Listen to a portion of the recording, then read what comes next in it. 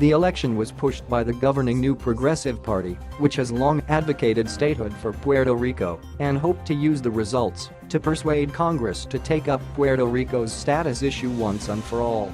Puerto Rico has been a United States territory since 1898, when it was acquired from Spain after the Spanish-American War. Puerto Ricans, who do not pay federal income tax on money made on the island, have been American citizens for 100 years. But they cannot vote in presidential elections and have only one representative in Congress, who also cannot vote. For the current governing party, that amounts to second-class citizenship for an island with a long history of participation in the United States Armed Forces. More than 1,200 Puerto Ricans have died serving in the military. With the income and corporate taxes it would be due as a state, Puerto Rico would not be in its current financial mess, statehood advocates argue.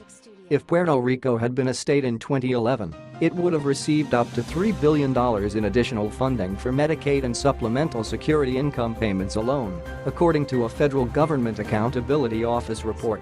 Puerto Rico has been a colony of one master or another for over 500 years, said Jose Fuentes, a former attorney general who leads a pro-statehood organization in Washington. Enough is enough. Last week, Governor Ricardo A. Rosell signed a law intended to force Congress to act. He will appoint 5 representatives and 2 senators who will essentially show up in Washington and request to take their seats. Known as the Tennessee Plan, it worked there in 1796. Many people in Puerto Rico doubt that Congress will be inclined to welcome a state that would have the highest unemployment and poverty rate in the nation. The White House declined a request to comment on Sunday's vote.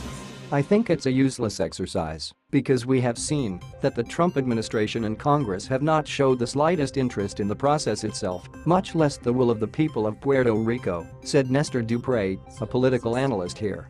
Sunday's vote was marred by allegations that it was framed in a manner designed to tilt the scales toward statehood. The 2 main opposition parties have urged a boycott. The Popular Democratic Party, which favors improving but not scrapping Puerto Rico's current status, has had enough votes to sway the results.